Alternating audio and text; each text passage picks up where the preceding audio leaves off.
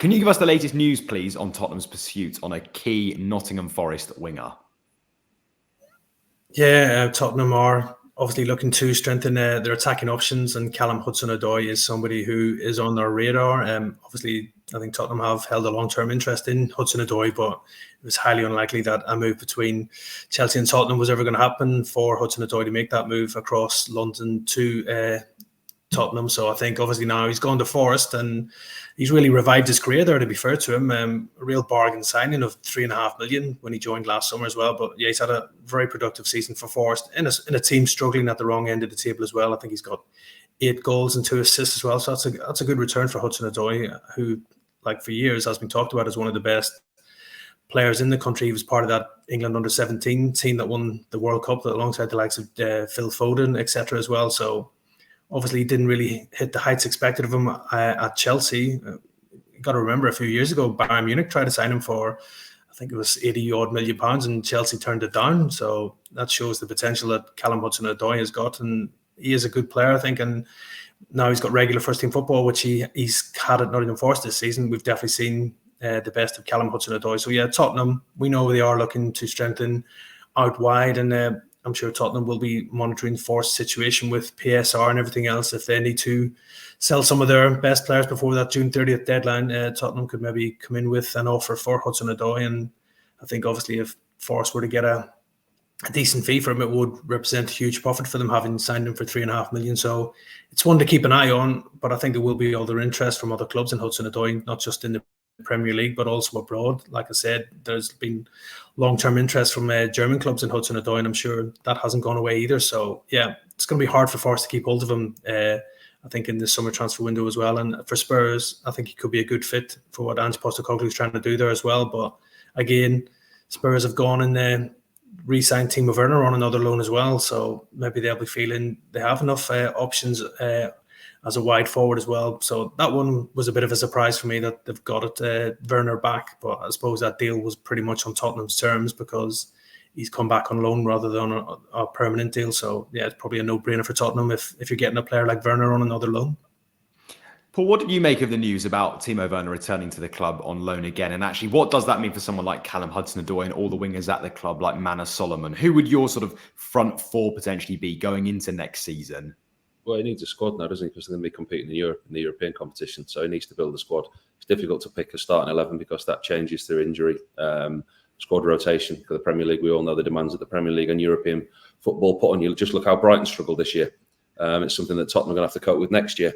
As far as Timo Werner, it surprised me. But like Pete just said then, Pete's hit the nail on the head. It's a no-brainer. It's almost a freebie. I mean, on loan, you're taking his wages. You're not going to pay a massive loan fee for him. He's a player that works his socks off, works very, very hard. I was surprised when he came in the first place. I wasn't overly excited about his signing, but I think he's come in and you've got to give him credit. He's done his job. He's scored a couple of goals. He works very, very hard. He can play either side. He can play up top. And he's just a very, very good player to have in the squad. He's not necessarily going to start every week, but when he does, you know what you're going to get from him. And, you know, it was a no-brainer for Tottenham to take him again on another loan if they got the opportunity to. As far as Hudson-Odoi goes, it's time for him to prove his potential. He's been potential for a long time, and he's 23 years old now. He's got 3 England caps, played for England at every single level. 29 appearances for Forest this year, 8 goals, but all with his right foot, 2 assists, 38 shots, 20 on target, conversion 53% accuracy. So for me, he's still got a lot of work to do. There's a lot of potential there in him, but I don't see him as the finished article. I don't see many Tottenham fans getting excited if that is a signing that gets over the line. They're going to have to pay a decent fee for him. And I question whether he would improve what's there. You know, you look at Brennan Johnson, you look at Kulusevski, Timo Werner is going to play in there. Hudson-Odoi comes in and he's not immediately breaking the manager's door down for a starting place. But listen, he's a fantastic player and he's a fantastic talent. Chelsea obviously held off that huge bid for him years ago, but that talent is yet to be proven week in, week out, season in, season out. The potential's still there, the player's still there, but he's 23 now. It's time for him to kick on. He's shown huge signs of doing it this season at Forest. The signs are there. I've watched him a couple of times. I think his performances are better than I've seen for a long time from him. And I think there is a really good player in there, but it's doing it regularly over a long period of time. And Pete, looking generally at the club as well, are there any other names, please, that they're targeting potentially going into the summer alongside that winger position? Are there positions they're looking at to strengthen?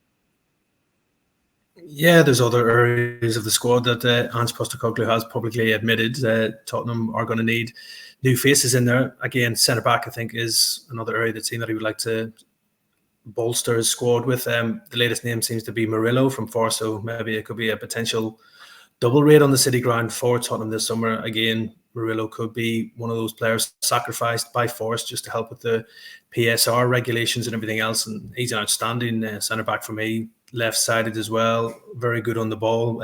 Again, would he get in ahead of Mickey van de Ven? That's very questionable as well, but I think they do need cover, as we saw during last season.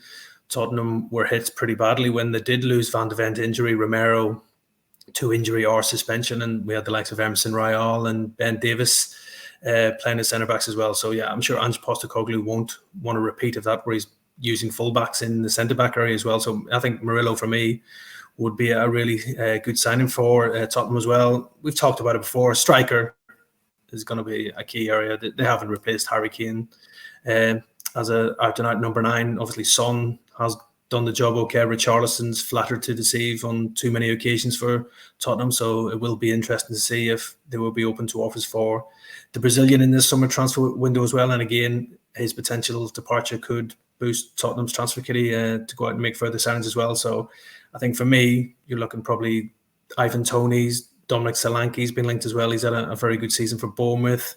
So I think if you got a Toney or a Solanke, they would maybe fill that void of the number 9, and playing with better players, you might see better results from them as well, with more goals, more assists and everything else. So yeah, I think Tottenham, for me, they will be busy in this window. Centre back, probably a central midfielder as well, will be on the agenda for Ange Postecoglou, and then definitely that number 9, because they didn't really fill that spot last season when Harry Kane left for Bayern Munich. But out of those two names, Ivan Toney, Dominic Solanke, who would you rather see signed? And actually, who do you think can take the club to the next level to sort of push for that top 4 spot that Ange Postecoglou is hoping for? You know my feeling on that question. You know exactly what you're doing. Now, Ivan Toney all day long. I mean, you look at the quality that he's got. Yes, he may not press in the way that Ange plays, but I think that's only a matter of training with the team and having a pre-season with the team. Dominic Solanke, he's done it this season. He scores his goals in clusters. You look at it's not over a consistent period of time.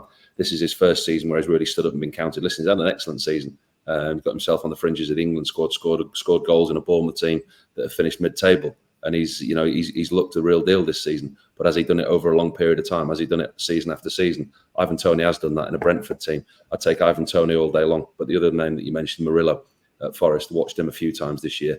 I've been really, really impressed with him. You've just watched a segment from Football Insider's brand new podcast, The Inside Track, with me, Lewis Pearce, alongside the guests on the show. Thanks very much for tuning in. Please do give the video a like, comment your thoughts on the topic, and feel free to share on your social media pages. If you want to listen to the full podcast episode, click the link in the description below. Keep your eyes peeled for plenty more content and exclusives here on The Inside Track.